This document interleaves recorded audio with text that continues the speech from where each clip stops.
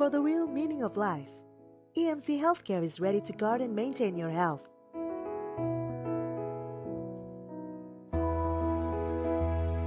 We are always ready to serve the most comprehensive health services through our professionals and specialists.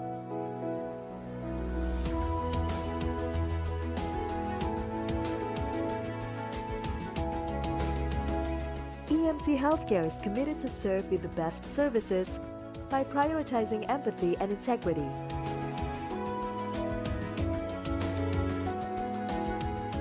We provide the meaningful results by prioritizing solution.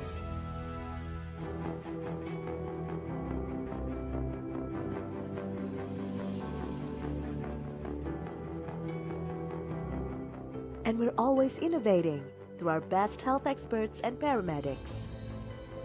The digital transformation era has driven us to a better future. EMC Healthcare is developing the digital hospitalization experience, which contains the better healthcare solution and comfortable access for our valued customers. EMC Healthcare upholds quality and patient safety in every health service provided.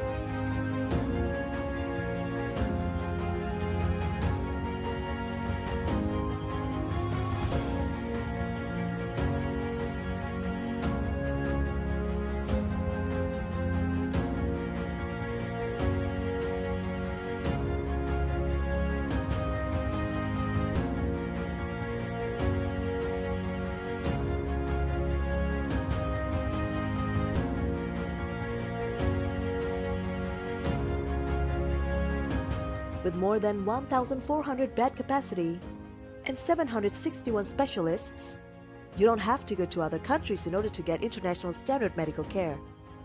Our Heart and Vascular Center, Orthopedic and Spine Center, Neuroscience Center, Oncology Center, and Digestive Center are all available in EMC Healthcare. Our vision is to provide the most trusted and accessible healthcare for the advancement of the nation's healthcare quality. And our missions are to put the patient's needs and safety as our utmost priority. We are highly committed to always prioritizing quality and patient safety in every aspect of services we provide. We are also promoting culture of continuous learning and innovation to build the centers of excellence with international standard quality.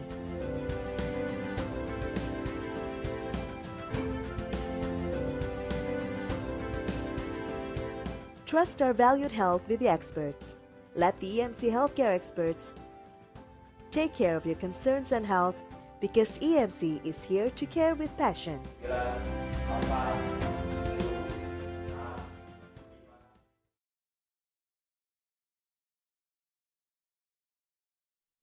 Halo sahabat Likutanam.com, senang sekali saya Ratu Sria Sumirat bisa bertemu lagi dengan sahabat Likutanam.com di program Healthy Monday hari ini dengan tema menarik yaitu memperingati Hari Gizi Nasional 2026.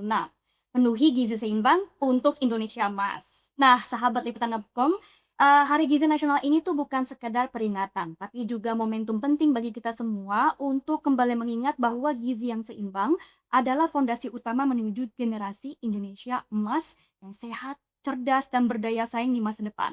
Nah, Indonesia emas di 2045 ini tidak akan bisa terwujud tanpa masyarakat yang kuat gizinya sejak sekarang. Maka karena itu, melalui diskusi hari ini bersama dengan para narasumber yang pastinya kompeten pada bidangnya, kita akan membahas bagaimana pemenuhan gizi seimbang berperan besar dalam meningkatkan kualitas hidup, mencegah masalah gizi dan juga mendukung tumbuh kembang anak serta produktivitas masyarakat Indonesia. Nah, tentunya di program Healthy Monday, kolaborasi antara liputan.com dengan IMC Healthcare. Hari ini sudah hadir bersama dengan kami, yaitu dua dokter yang sangat kompeten. Yang pertama ada Dr. Roy P. Sibarani, spesialis penyakit dalam, konsultan endokrin, metabolik, dan diabetes dari RSIMC Sentul. Halo dokter, apa kabar? Kabar baik Mbak Ratu, apa kabar juga? Sehat, cukup gizi hari ini. Gizi pastinya, karena kita sudah sarapan dan makan siang dokter. Kemudian juga ada Dr. Aditya Mulyantari, spesialis gizi klinik RSIMC Sentul. Dokter, gimana kabarnya? Alhamdulillah Mbak Ratu, terima kasih. Sudah sarapan? Alhamdulillah juga sudah makan siang. Sudah terpenuhi gizi seimbang ya. Betul sekali, karena kalau mau gizinya seimbang, pastinya yang pertama itu adalah kita harus makan dengan baik dan benar, Betul. teratur, dan pastinya juga memperhatikan sebenarnya untuk protein segala macamnya sudah terpenuhi tumbukan gitu ya, Bung Dokter ya. Betul. Nah, mungkin kita pertama ke Dokter Aditya dulu. Izin dok. Apa itu gizi yang seimbang itu? Baik, terima kasih Mbak Ratu. Jadi dalam rangka Hari Gizi Nasional, pemerintah memang mengangkat tema gizi seimbang untuk generasi emas dan yang lainnya juga untuk pemenuhan gizi itu sebenarnya bisa dari pangan lokal gitu ya. Jadi sehat itu dimulai dari piringku gitu. Nah, gizi seimbang itu adalah pemenuhan ketika kita memenuhi asupan gizi kita atau dari zat makanan atau bahan makanan yang sesuai dari jumlah, kemudian jenisnya, komposisinya yang sesuai dengan kebutuhan tubuh kita. Nah, di mana sebenarnya gizi seimbang itu terdapat 4 pilar, Mbak. Tidak hanya pola makan saja, tapi juga ada aktivitas ya, aktivitas fisik, olahraga, kemudian perilaku hidup sehat, dan kemudian menjaga kebutuhan berat badan, mempertahankan berat badan normal gitu. Jadi itu sebenarnya gizi seimbang dalam Berkaitan dengan pengertiannya. pola-pola yang lain gitu Betul, juga jadi ya. tidak hanya pola makan saja, tapi Lifestyle yang lain. betul, Ya, pola keren. makan, pola hidup secara keseluruhan ya dok ya. Oke, Gitu. jadi gizi seimbang itu adalah makanan yang baik dan juga pola hidup Ya. seimbang. Bukan cuma soal makannya, Yes. tapi soal hidupnya bagaimana. Betul. Oke, mungkin juga Dokter Roy bisa jelasin ini tuh, yang disebut dengan kardiometabolik tuh apa dokter? Ya, ini ada kaitannya juga dengan gizi dan peringatan Hari Gizi nih Mbak Ratu ya. Dan berkaitan you are what you eat, itulah istilahnya. Jadi kalau kita gizi tidak seimbang dalam hal arti tadi Dokter Aditya sudah katakan makan benar tapi olahraga enggak, olahraga benar tapi makannya cuma sekali 2 sehari gitu. Jadi tidak dalam satu komposisi yang kita harapkan sempurna, maka tubuh akan mengalami gangguan metabolik. Apa itu gangguan metabolik? Gangguan metabolik itu adalah gangguan pada saat waktu kita makan, kita kan dapat makanan setiap hari, makanan itu kita harus simpan ataupun rubah menjadi energi. Jadi proses daripada metabolisme itu jadi terganggu. Nah, apa yang terjadi kalau dia terganggu? Pasti semua sistem itu akan terganggu. Antara lain sistem yang paling banyak terganggu kalau kita tidak makan dengan gizi seimbang ya Dokter Aditya, itu insulinnya. Jadi insulin kita tidak bekerja dengan bagus. Namanya insulin resistensi. Nah, dengan adanya insulin resistensi, ternyata ini adalah the mother of the disease. Apa aja penyakitnya? Ada penyakitnya 4. Kita udah tahu diabetes mellitus ya, sakit gula, sakit kencing manis orang bilang. Kemudian yang kedua, kolesterol yang tinggi. Ketiga anaknya itu adalah hipertensi. Dan keempat, asam urat. Jadi waktu kita makan kita nggak seimbang, kita nggak sesuai dengan apa yang ahli gizi canangkan nih kan, karena kita bicara soal Hari Gizi Nasional ya kemarin ya. Jadi kita diingetin tiap tahun, ayo makan seimbang-seimbang, kalau tidak akan terjadilah gangguan daripada metabolisme. Nah, gangguan metabolisme tadi yang kita bilang adalah kolesterol, gula, darah tinggi, dan asam urat adalah cikal bakal dari penyakit yang sekarang sedang ngetren di mana-mana. Apa itu? Jantung yang mati mendadak lah, lagi dia di mana tiba-tiba ngujubluk aja gitu ya, nggak ada cerita, nggak ada apa ya, apalagi untuk mereka-mereka yang usia produktif saat ini. Jadi kenapa nggak kalau setiap tahun kita diingatkan tentang ayo makan yang benar, itu supaya apa, ujungnya ya tidak kena penyakit kardiometabolik. Oke, jadi kardiometabolik itu adalah penyakit jantung begitu. Antara lain yang disebabkan penyakit jantung yang disebabkan karena metabolismenya metabolik. tidak bagus. Oke, Seperti itu. oke. Nah, apakah makan sehat itu harus mahal? Gimana nih Dokter Adit? Nah, ini dia nih.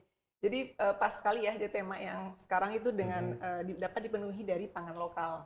Gitu. Jadi maksudnya adalah pemenuhan zat gizi yang jumlah, jenis, porsi dengan keanekaragaman, beragam yang kemudian dapat kita temui di sekitar kita. Gitu. Jadi apakah kita bisa ke warung sebelah rumah gitu misalnya ya, di dekat rumah ada penjual sayur biasanya tuh di komplek, atau mungkin yang lewat, atau mungkin kita bisa ke pasar tradisional yang tentunya bisa menyediakan bahan makanan dengan beragam, kemudian dengan harga yang lebih terjangkau. Tidak sulit jadi ya. Tidak sulit gitu. Jadi apa yang ada di lingkungan kita, di lingkungan daerah kita, kita. tidak harus kemudian mencari keluar kota atau bahkan keluar negeri ya Dok ya. Hanya Ya, untuk atau makanan mesti sehat. import, Iya. nggak perlu Atau import. just tip mungkin, Dok. Just tip sayur. Just tip sayur. Jadi Ada tidak juga harus ya. mahal, tidak harus yang aneh-aneh, Ya, bagaimana yang ya. bisa kita temukan di lingkungan Di lingkungan kita. kita. Ya, jangan sampai lah just tip sayur itu juga 3 hari udah basi di jalan. Tapi kan marketingnya itu adalah kalau mau hidup sehat berarti makan makanan yang memang sudah terpilih dengan cara menumbuhkan sayurannya dengan baik. Tapi ternyata nggak gitu juga ya. Makanan tradisional tuh justru juga banyak yang sehat gitu. Sehat kok. Kalau saya kira. Iya, ya, justru seperti yang kita lihat misalkan makanannya digigit oleh ulat ya Dok, berarti kan dia tidak dengan pestisida ya, karena ulatnya ada di situ gitu. Jadi kemudian kita bisa dengan pengolahan, maksudnya apakah itu dibersihkan, kemudian cara pengolahannya, kebersihannya. Gado-gado tuh luar Masak, biasa, gitu saya ya. bilang sih ya. Ya. Cakep banget gitu kan. Cuma aja kita nambahin bumbunya kebanyakan. ya. Ditambah Baru mau bahas kerupuknya nih banyak, soal tambah ini gado-gado. gorengan banyak. Tapi sebetulnya pada dasarnya makanan tradisional itu Tradisional lebih, sehat ya, dan baik ya, bisa dan menjadi seimbang sangat ya. bisa menjadi pilihan gitu untuk Jadi makan gizi gado-gado seimbang. pun our traditional salad gitu Ya, ya. Betul, itu juga traditional cukup salad. ya, bagaimana kita mengedukasi masyarakat Indonesia lah untuk hidup dengan gizi yang seimbang dan sehat supaya nanti tahun berapa? 2000. Ya, Aku masih ada. 50. Tapi mudah-mudahan masih ada dan saya bisa melihat Indonesia maju dengan cemerlangnya. Amin, Ya. amin. Kalau gitu Ya. gizinya harus seimbang, dokter. Ya, sampai sekarang ya Sampai seimbang. sekarang seimbang gitu. Nah, mungkin juga kita bisa menanyakan kepada dokter siapa Ya. saja yang bisa terkena penyakit ini, yaitu penyakit kardiometabolik tadi. Kalau misalnya kita kurang untuk bisa metabolismenya, kita jadi terkena penyakit jantung. Apakah hanya orang-orang yang sudah tua atau justru yang muda-muda juga bisa kena? Ya, Mbak Ratu, ini yang menjadi keprihatinan kami saat ini karena mereka yang saat ini banyak sekali terkena dampak daripada efek kardiometabolik, jadi gangguan metabolik, gangguan gizi yang menyebabkan adanya komponen-komponen penyakit jantung itu, ternyata mereka pada usia sangat produktif. Ya, antara lain ya hidup di kota besar, lalu ada perubahan dari lifestyle. Ya, unik banget ya. Kita tuh suka niru yang lain. Contohnya apa? Contohnya tuh di Korea itu ngetrennya tuh Americano Ice. Di Korea. Jadi di mana-mana cewek-cewek itu, bener nggak? Wah, di kantor mau musim dingin mereka pakai Americano Ice. Di Indonesia enggak. Trennya luar biasa. Americano Latte. Jadi pakai susu. Pakai gula. Pakai gula. Gula Buat aren apa? ya, Dok? Agak ngetren, ya ngetren, tapi juga memang udah jadi adiktif. akhirnya tidak seimbang lagi ya. Boleh aja, tapi kalau bisa seimbang. Nah, uh, juga cara makannya juga tidak seimbang. Akibatnya apa? Makanan yang dimakan hampir tidak punya nilai gizi yang baik. Baik pada waktu sampai di Jakarta ya, saya akan kasih tahu ritual yang memang kita udah lihat nih. Kenapa anak muda dengan usia produktif itu mereka banyak yang kena kardiometabolik. Yang pertama, mereka berangkat pagi sekali dari rumahnya. Ya, jam 4:30 udah berangkat. Supaya jangan apa? Jangan macet sampai Jakarta. Ini kan kita ngomong di Jakarta ya, tapi memang di kota besar lainnya juga begitu. Lalu sampai kantor mereka sarapan. Sarapannya biasanya gitulah. Makanan yang Seadanya Iya, gitu. seadanya dan sangat gurih, sangat enak. Lalu nggak olahraga, tidur menunggu jam masuk kantor. Lalu pulang ke rumah juga 2 jam lagi di jalan. Sampai rumah makan malam lagi, tidur dan berulang lagi bertahun-tahun. Sehingga timbullah itu cardiometabolic problem. Itu apa? Mulai dari gula darah puasanya naik, mulai dari tekanan darahnya mulai naik, berat badan juga mulai naik. Terus kalau memang tidak melakukan check up, ya lama-lama kita menemukan mereka sudah dalam keadaan yang komplikasi. Nah, ini yang sebetulnya kita bekerja sama dengan bagian gizi untuk mengedukasi, ayo makanlah yang baik, supaya kita tidak terkena dampak dari kardiometabolik ini. Karena nggak tahu ya, kalau udah kena sampai komplikasinya kan repot sekali. Nah, itulah dia. Jadi kita udah sejajar benar itu programnya.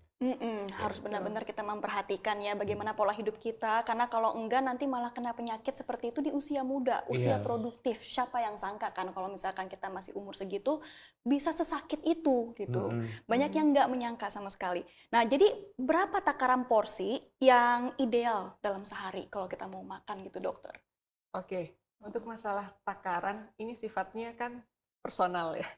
Jadi setiap kebutuhan gizi itu ada tergantung dari atau berbeda-beda. Jadi perbedaan itu karena yang pertama jenis kelamin. Yang pertama laki-laki perempuan berbeda. Kemudian dari usia ya, tua muda loh enggak ya.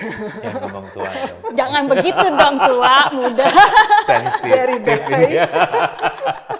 Dari bayi kemudian dari anak. Yang lebih tua gitu ya. Yang lebih.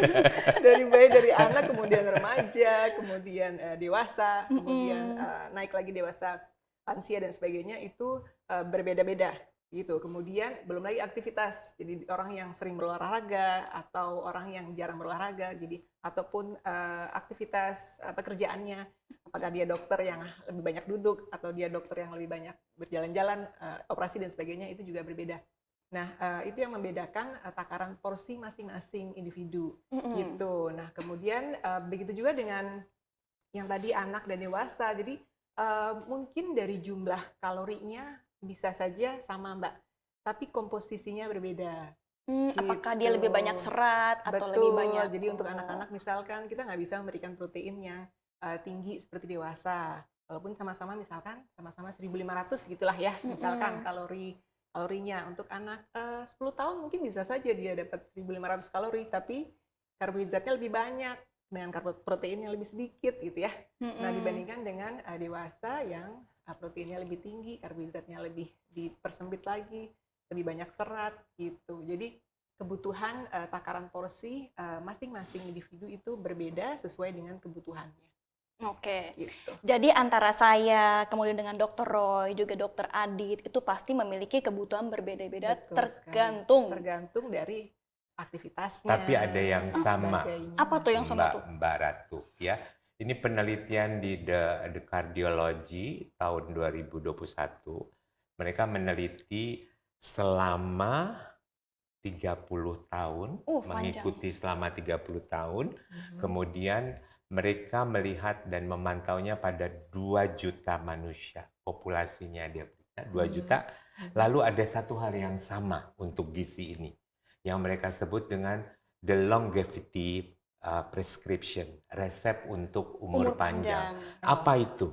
Jadi kita harus makan, nih di jurnal ini ya sudah diterbitkan, kita harus makan paling nggak sehari 3 macam sayur ditambah 2 buah.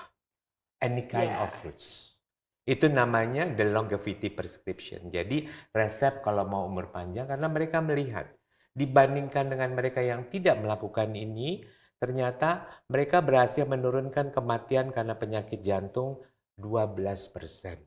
Jadi dari 30 tahun itu mereka ikuti. Jadi kita bareng sebetulnya ya, Betul. Dokter Adit ya, bahwa memang ada yang ini perlunya segini, ini perlunya segini, perlunya segini. Tapi ada satu kesamaan untuk kardiometabolik.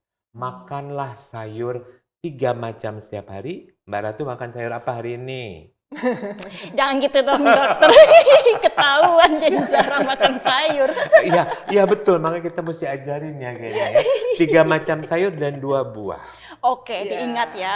Jadi sahabat liputan6.com, kalau mau berumur panjang, ini penelitian yang juga sudah dilakukan selama 30 tahun. 30 tahun. Jadi ya. harus makan 3 jenis sayur dan 2 buah. Setiap hari. Betul, Setiap hari 3 loh. porsi, 3 Sayur porsi apa sih yang sayur bisa dengan kita 3 tiap buah hari? buah. Iya. Sayur apa? Oh, oke, sayur Kangkung apa nih? bisa. Kangkung, Bayam, terus Brokoli. brokoli. Buahnya Buahnya bisa pisang, sama pepaya. tuh gampang. Kalau bentuk buahnya jus misalnya, Enggak, harus boleh. potong. Tidak. Iya, Di penelitian itu akan dia tulis jus akan tidak. berbeda Beda. jumlahnya Mbak. Kalau Oke. kita bikin jus kan kita nggak bisa cuma sepotong ya. Iya, Tapi benar. harus Iya. beberapa potong gitu. Betul sekali. Iya, Itu jus akan enggak. mempengaruhi dari Tapi yang si bisa kalorinya. bantu katanya asam bisa. Oh Jadi iya. asam-asaman iya. itu. Oke. Ya.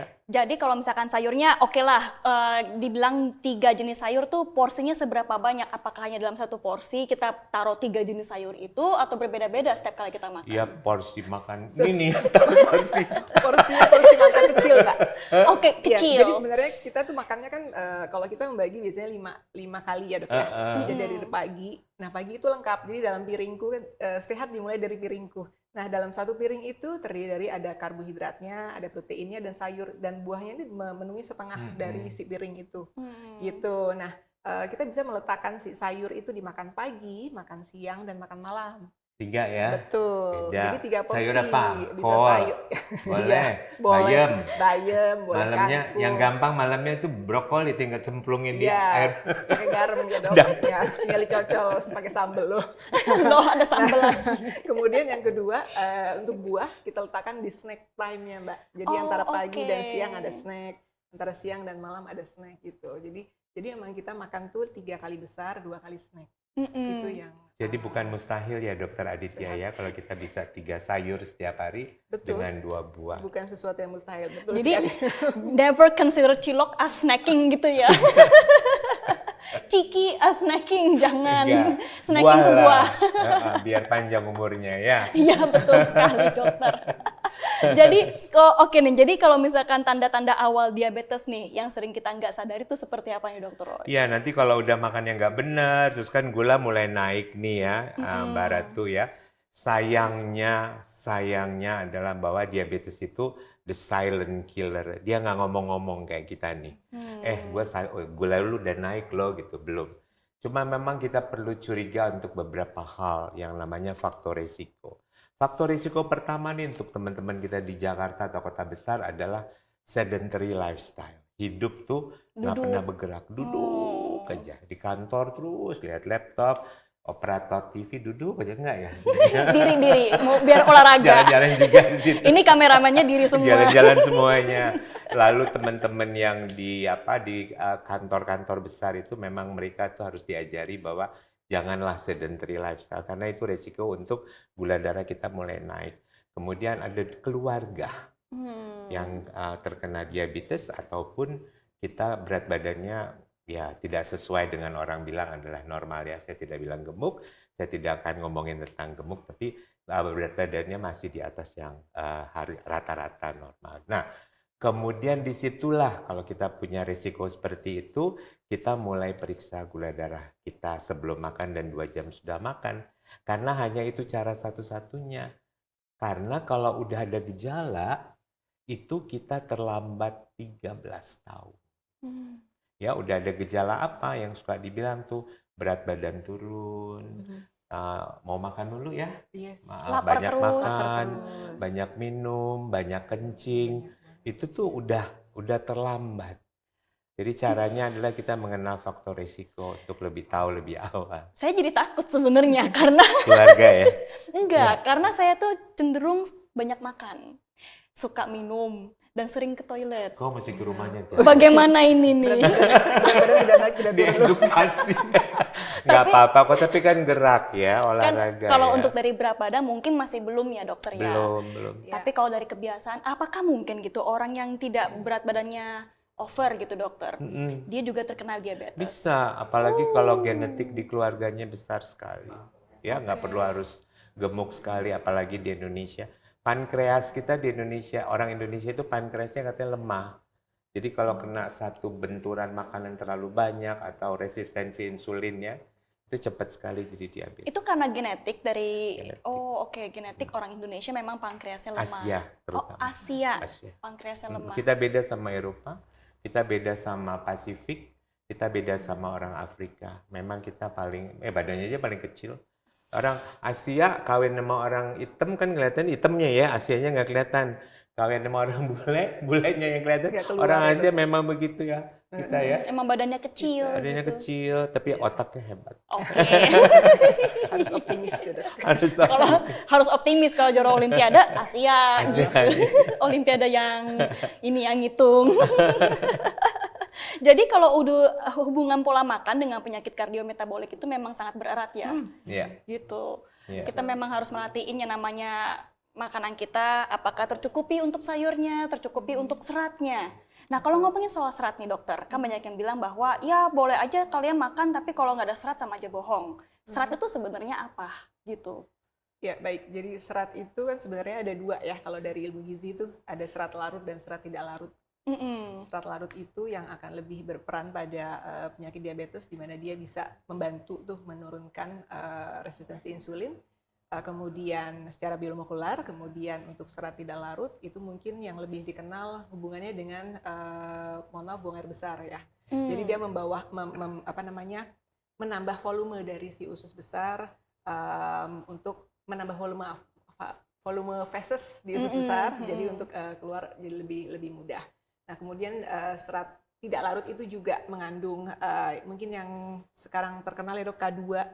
Nah, itu juga hubungannya dengan ada hubungannya dengan kardiometabolik. Kemudian ada lagi prebiotik, probiotik yang kita kenal juga, itu juga ada di serat gitu. Jadi fungsi serat itu sangat banyak sebenarnya. Jadi mungkin kalau dari masyarakat awam lebih kepada kalau nggak serat terus pencernaannya jadi terganggu gitu ya. Jadi ke belakangnya jadi terhambat dan sebagainya. Tapi sebenarnya di balik itu perannya sangat banyak gitu. Nah, serat itu bisa dari apel misalkan, itu serat tidak larut, Mbak. Itu contohnya serat tidak larut itu apel dalamnya. Tapi kalau apel kulitnya itu serat larut. Oh, karena serat yang tidak larut, kerasnya sorry. ya. Jadi yang tidak larut itu kulitnya, yang larut itu dalamnya. Jadi begitu kita makan apel satu, itu udah lengkap tuh dapetnya. Gitu. Tapi berbeda dengan serat tidak larut pada sayuran. Kalau sayuran misalnya bayam, kemudian apalagi tadi kangkung, nah itu serat tidak larut. Gitu. Jadi itu hubungannya dengan yang tadi pencernaan usus besar, kemudian pembentukan dari prebiotik, probiotik juga ada di situ. Nah, buah-buahan, sayur-sayuran ini kan mereka punya peran yaitu tadi, apakah itu serat larut, serat tidak larut, sehingga semuanya memang harus terpenuhi itu untuk kebutuhan tubuh gitu. Belum lagi ada vitamin, mineral yang juga membantu metabolisme tubuh. Dan itu bisa didapat dari cukup sayur-sayuran dan buah-buahan. Sayur-sayuran dan buah-buahan. Yang tadi dibilang itu ya, 3 jenis sayur dan 2 jenis buah dalam sehari. Nah, kalau sering melewati sarapan, apakah berbahaya atau justru sarapan tuh hanya semacam gaya hidup saja gitu? Jadi nggak semua orang butuh sarapan gitu maksudnya dokter. Gimana nih? Jadi gini, kalau masalah skipping breakfast ya, melewatkan sarapan, kalau dari penelitian memang akan lebih banyak meningkatkan terjadinya risiko penyakit kardiometabolik. Kenapa? Salah satunya mungkin yang gampang untuk dipahami adalah ketika kita melewatkan sarapan, otomatis kan kita sudah dalam posisi tidak makan dari malam ya Mbak.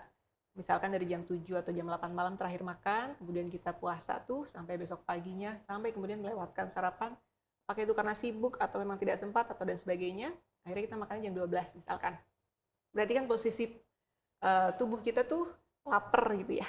Nah, Mm-mm. ketika posisi lapar, kecenderungan orang adalah overeating di makan Malam hari. berikutnya. Hmm. Di makan berikutnya bisa di siangnya atau mungkin di malamnya. Gitu. Nah, si overeating inilah yang menyebabkan kita makannya pasti banyak. Nah, kemudian tubuh dalam kondisi lapar, itu kecenderungan otaknya akan mencari kepuasan kan Mbak ya? Iya. Namanya juga orang lapar. Maunya yang manis-manis. Maunya yang enak-enak gitu. Nah, si satiety itu dapatnya dari lemak dan karbohidrat. Jadi kecenderungan orang ketika sangat lapar itu akan memilih yang tinggi lemak dan tinggi karbohidrat dibandingkan tinggi serat dan protein. Gitu. Mungkin protein dapat ya dari lemaknya juga, tapi kalau serat itu jarang banget gitu. Jadi kalau saya lapar terus kayaknya makan sayur bayam enak nih gitu. Jarang banget ya Kayaknya orang nggak ngomong kayak mungkin gitu. ya. Sekarang kan lagi musim dengan intermittent fastingnya ya. Iya, Iya. betul. Makanya mereka punya jendela makan di sini karena kalau dibiarin juga makan, itu malamnya pasti makannya akan lebih banyak. Overeating. Jadi kadang-kadang juga ada orang yang nggak bisa nguasain itu waktu jendela makannya dia makannya juga Betul. Itu sak kesalahan ya. restoran dia beli itu. Salah Mukbang kaprah gitu. itu. Ya, jadi menurut saya sih tiap orang punya stylenya sendiri, terutama untuk intermittent fasting. Tapi saya cuma ingat satu perkataan dari seorang guru saya, yaitu kamu makanlah pagi untuk hidup sampai siang, makanlah siang untuk bisa hidup sampai sore, makanlah di sore hari untuk hidup sampai kamu tidur nanti. Ya, jadi jangan kamu makan pagi untuk hidup seminggu. Misalnya kita makan breakfast di hotel tuh kan, itu bisa seminggu tuh masuk ya. Jadi makanlah untuk hidup, untuk kita bisa hidup sampai makan selanjutnya. Makanlah secukupnya. Itu. Itu sesuai kebutuhan. Ya. Oke, sesuai Iya. kebutuhan cukup dan juga dijadwalkan ya untuk Ya, ada waktunya. 3 komponen itu ya Dokter Aditya ya. Ada karbonya, ada Ya, proteinnya. karbo, Kalau saya di protein, pihak begitu ada sih ya. lemak, Ada serat lemak, ada vitamin, sayur, gitu, ada serat, ya. gitu ya. Ah. Jadi semuanya masuk dalam, balik lagi sehat dimulai dari piringku. Wow.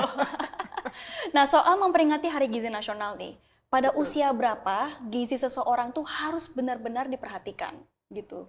Oh, kalau itu mungkin dari ibu Kecil. hamil ya. Dari ibu hamil justru. Iya, Oke. dari ibu hamil. Jadi dari si bayi itu masih dalam kondisi baru, dari zigot Bukan bahkan ya, Dok. bukan karena waktu bayinya lahir bisa diperbaiki gizinya setelah lahir gitu. Ya mungkin bisa saja itu dapat dilakukan ya. Bagaimanapun kan yang sudah terjadi kemarin ya nggak usah diungkit-ungkit lagi ya Mbak. Jadi kita berusaha untuk memperbaiki. Tapi kalau memang bisa direncanakan. Jadi pasangan yang merencanakan kemudian mereka menikah, merencanakan kehamilan itu kalau bisa memang sudah mengerti. Jadi dari mereka merencanakan penghamilan, si bapak harus bagaimana, si Kanannya ibu ya. harus bagaimana gitu ya. Kemudian dia hamil, kehamilannya gizinya seperti apa sehingga nanti kehamilannya akan sehat. Karena kan pencegahan stunting itu ada 1000 hari itu ya Mbak, golden period itu 1000 hari. Jadi 1000 hari itu dimulai dari benar-benar si bayi masih di dalam kandungan sampai 2 tahun gitu. Jadi kapan gizinya harus seimbang? Ya setiap tahapan Kehidupan tuh memang penting Iya, gitu ya. itu dengan gizi seimbang sehingga tadi penyakit-penyakit kardio Metabolik. metabolik akan bisa dicegah sedini mungkin gitu Mbak. Ya kan ada hubungannya Gitu. juga dengan berat badan lahir, dengan apa? Oh, Ya, Untuk itu, betul. dengan kapasitas pankreasnya, kekuatan pankreas insulinnya itu juga berhubungan. Sehingga ya dari awal sampai ujungnya ya. Iya, ada dari hubungan. awal sampai dari hulu Pokoknya ke hilir. gizinya mesti baik lah. Iyalah, ya. kalau lagi ibu hamil kan pasti ingin anaknya lahir dengan sehat, Betul. sempurna, Ah, kemudian ah. memiliki kapasitas Ah, ah. otak yang lengkap juga gitu kan. Iya. Banyak sekali kehamilan yang akhirnya berujung pada bayinya mungkin memiliki kecacatan tertentu begitu ya. Betul. Bisa jadi karena gizi yang tidak seimbang juga saat sedang hamil. Oke, jadi yang paling penting diperhatikan adalah sahabat liputan6.com nih untuk manusia saat dia ingin memiliki gizi yang seimbang dan baik itu adalah dari masa dia masih dalam kandungan juga begitu. Itu penting sekali. Nah, untuk olahraga sekarang kita membicarakannya nih. Olahraga seperti apa yang dianjurkan bagi pasien kardiometabolik nih, dokter? Ya, olahraga yang baik adalah olahraga yang dilakukan secara konsisten. Jadi bukan musiman. Jadi kita bukan soal dosisnya, tapi bagaimana kita secara konsisten melakukannya. Bisa setiap hari, bisa setiap 2 hari, tapi konsisten. Dan memang diharapkan sih olahraganya itu bersifat continuous yang menyebabkan kita menjadi kekurangan tenaga. Ya, jadi apa namanya, kalau kita misalnya jalan kaki continuous 30 menit gitu minimal ya, memang katanya 30 menit itu supaya kita menjadi capek sehingga kita menjadi ada dalam satu kali dalam kehidupan kita kekurangan energi. Jadi Mbak Ratu, orang-orang kardiometabolik itu terjadi karena apa? Karena memang dia tidak pernah kekurangan energi. Energi yang masuk atau makanan yang masuk selalu lebih banyak daripada energi yang keluar. Jadi dengan cara kita balik badan, energi yang keluar lebih banyak daripada energi yang masuk, itu udah cukup baik untuk bisa mencegah kardiometabolik. Ya, tapi kita bisa boleh mau pilih mau aerobik, ya hobi saya jalan kaki sih memang. Jadi seneng banget jalan kaki atau berenang atau treadmill atau boleh juga ikut gym ya, kita bisa untuk anaerob juga bisa kita lakukan. Dan satu lagi yang paling bagus tuh game. Game seperti apa nih? Padel lah, sekarang kan lagi ngetren. Boleh aja silakan. Tapi ada gamenya, terus ada aerobiknya, ada anaerobiknya. Kalau kita lakukan itu dengan senang hati, oh kita pasti nanti Golden Indonesia itu akan terbentuk, manusianya sehat semua. Ya, jadi itu modal kita buat tahun emas kita nanti. Karena itu mereka-mereka yang sekarang rajin olahraga tuh yang kita lihat, oh di GBK udah banyak yang olahraga, tapi jauh lebih banyak yang nggak olahraga gitu ya. Jadi cobalah kita rubah itu untuk bisa mereka secara senang hati melakukannya, mencuri waktu dia bisa olahraga. Kadang-kadang di kantor kita kan repot banget ya, rapat lah, belum apa-apa di Zoom lah, ini harus lapor, tapi curilah waktu di mana kita bisa melakukan gerakan pakai aerobik, anaerob ataupun game. Jangan sampai bawa lompat tali ke Nggak kantor. apa-apa. Sekalian main tamset sekali. Main bentengan di kantor. Boleh. Oh tahu juga? Ya tahu dong. Masih Iya tahu? dong. Gerobak sodor gitu tahu? Aku gerobak sodor belum pernah main. Oh, Belum ya? belum nyampe. Kamu nggak tahu ya? Tahu dong. Tahu gerobak Bentengan, sodor. gerobak sodor masih dong. Jadi jangan cuma game-game yang itu di mana kita game HP gitu ya, dokter ya. Jari aja ya, Mbak. Iya, jadi cuma jarinya doang yang sehat gitu, tapi dia untuk kakinya kurang sehat karena kurang bergerak. Ya, saya bangga banget nih bisa ngomong di sini nih Mbak Ratu, karena ini benar-benar kita menyambut Tahun Emas Indonesia. Iya. Kita mengharapkan semua orang terbuka dari pikirannya. Nggak ada yang lebih enak daripada sehat. Iya, betul. Betul nggak? Betul Ya? sekali. Karena kalau udah nggak sehat, itu semuanya serba nggak enak. Iya. Mulai dari semuanya jadi serba mahal, kemudian nggak bisa menikmati hidup juga, nggak bisa Betul. jalan-jalan gitu ya, atau kita nggak bisa melakukan hobi kita, dokter, karena kita Betul. tidak punya tenaganya untuk melakukan itu. Nah, selagi kita masih sehat sekarang nih, dijaga baik-baik. Kita bilangnya begitu ya selalu ya, tapi kan memang yang namanya orang kadang suka ada males-malesnya. Jadi nih kalau misalkan untuk orang yang males, kira-kira olahraga yang cocok untuk orang malas gitu dokter, apa? Ya memang ya, kita nggak bisa bilang mereka males sih, saya bilang mereka nggak punya waktu. Nanti gue di emailin, gue nggak males loh gitu ya. Tapi nggak ada waktu gitu nggak ya ada kan? waktu, curi waktu. Oke. Iya, memang harus Saya disempatkan. saya pernah ada pasien yang bukan pernah, malah sering gitu ya, mereka kerjanya di Tamrin, terus rumahnya di Bogor. Saya selalu bilang, udah turun aja di stasiun Sudirman, jalan kaki sampai ke kantornya. Itu pun sudah termasuk olahraga. Paling nggak bergerak deh, ya. Aktivitas fisik ya. Atau kita pasang waker atau pasang timer notifikasi lagi kerja, kan kita lagi asik. Setiap berapa menit ya, Jalan-jalan gitu. Ya di beberapa kantor udah banyak melakukan itu pakai senam dulu.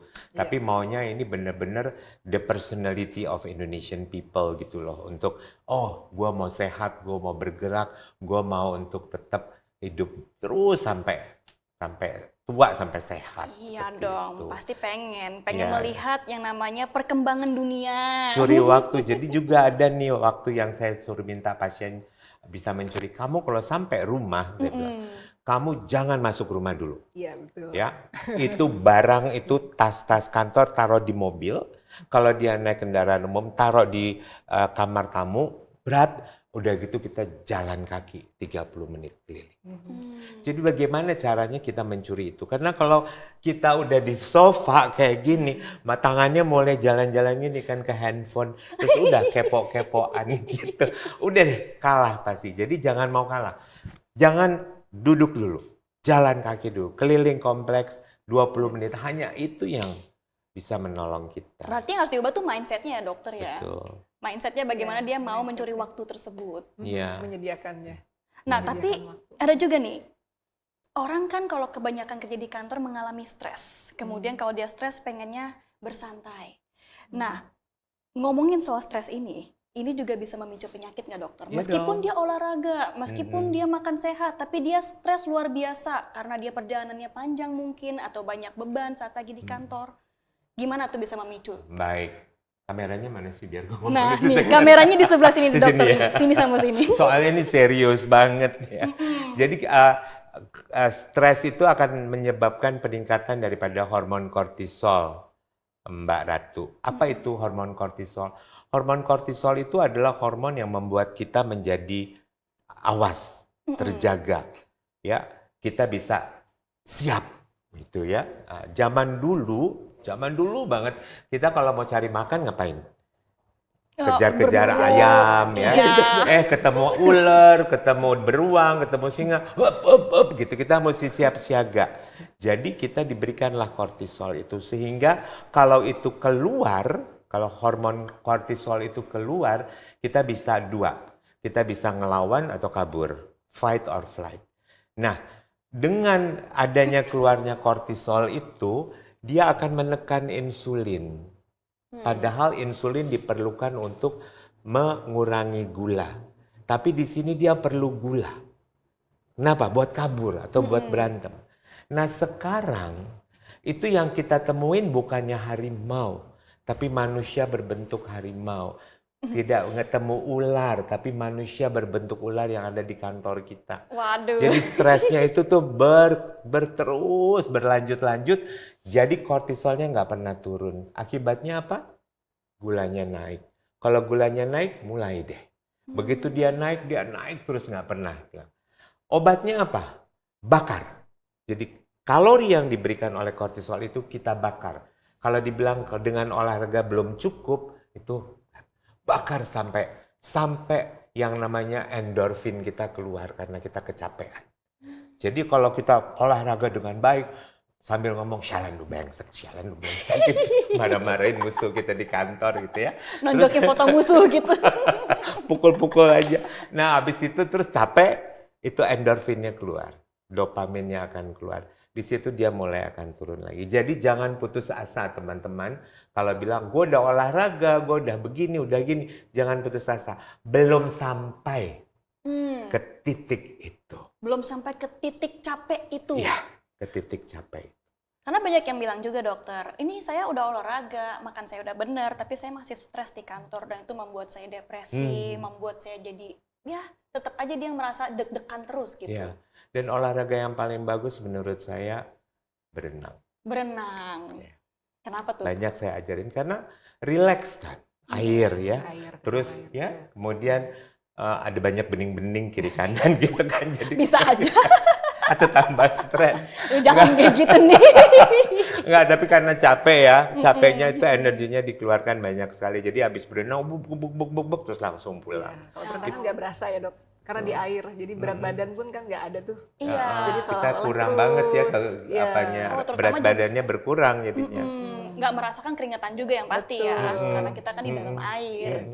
Nah, kapan sebaiknya kita berkonsultasi nih sekarang dengan dokter ahli gizi? Kita sudah melakukan itu semua, tapi perlukah kita tetap konsultasi dan kapan waktu yang paling tepat? Oke, baik. Jadi sebenarnya jangan tunggu sakit ya dok kalau ke dokter sebenarnya.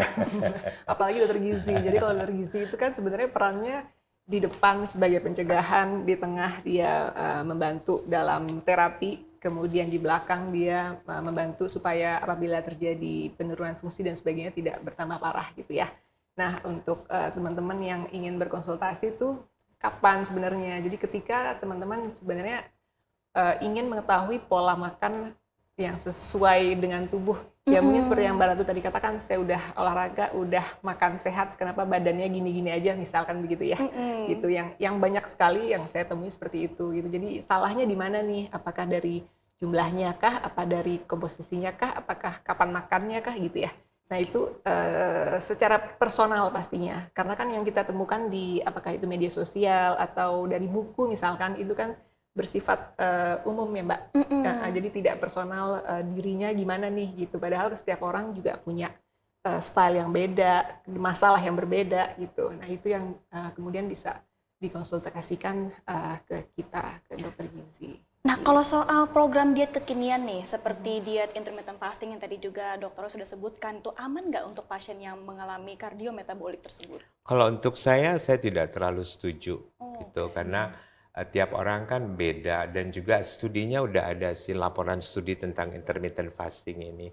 Untuk menurunkan berat badan oke, tapi kalau untuk pengaturan kadar gula darah, kolesterol itu tidak bisa dibuktikan. Ada, tapi kecil sekali, sedikit. Jadi menurut saya sih, saya bilang sama pasien, udahlah hidup kita udah menderita begini, masa kita mau bikin menderita lagi, nggak makan.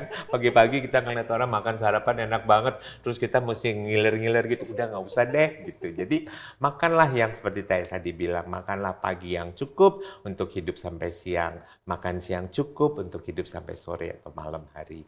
Ya, jadi kalau menurut saya nggak di bidang itu, karena menurut saya the quality of life itu so important. Kamu gimana mau kualitas hidupnya baik kalau tiap hari bawa kantor ngiler lihat teman-temannya pada makan asik-asik terus kita nggak boleh makan. Katakanlah itu ya, jadi akan lebih rileks lah hidup ini. Tapi kalau untuk menurunkan berat badan dan kita memang stick banget, itu boleh ya. Ya betul, jadi dari penelitiannya intermittent fasting memang terbukti ya Mbak, terbukti dari penurunan kadar, apakah itu berat badannya atau mungkin ada kadar-kadar yang apakah itu kolesterol, ada beberapa yang dengan penurunan walaupun sedikit ya Dok ya, dan kadang-kadang tidak signifikan gitu. Sebenarnya intermittent fasting itu saya mungkin mau meluruskan, kadang-kadang salah kaprah ya Mbak. Intermittent fasting itu di mana ya itu tadi kan sebenarnya ada 3 tuh intermittent fasting itu.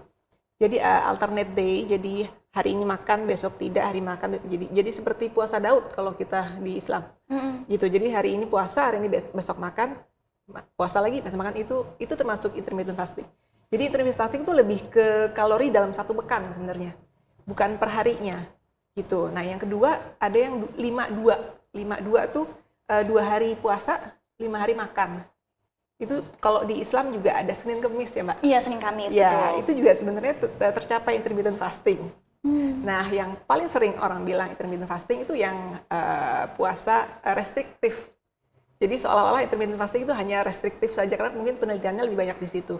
Jadi yang makan dari jam 12 sampai hanya 8 jam itu ya, 16 sampai 8 jam window-nya, jendela makannya. Nah, kesalahannya adalah itu tadi, karena mungkin si personalnya itu, orang itu nggak cocok sebenarnya, dia mengalami si intermittent fasting, kondisinya dia terlalu lapar dan akhirnya overeating. Tapi memang ada orang yang bisa tuh ketika dia tidak makan jadi nggak ngemil Mbak, itu juga ada gitu. Jadi orang tuh emang tergantung dari tipe-tipenya. Tapi ketika jendela makan kembali lagi tetap gizi seimbang gitu. Nah yang terjadi adalah ketika jendela makan dia seolah-olah bisa mumpung lagi makan nih, lagi posisi makan, jadi Apa makan aja apa dimakan. aja dimakan. Kadang-kadang malah continuous ya. Jadi dari jam 12 sampai jam 6 makan terus. Tiap gitu. jam makan.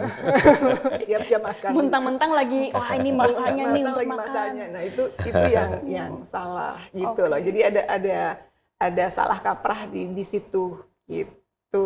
Nah, kalau soal diet nih, perlukah orang untuk diet?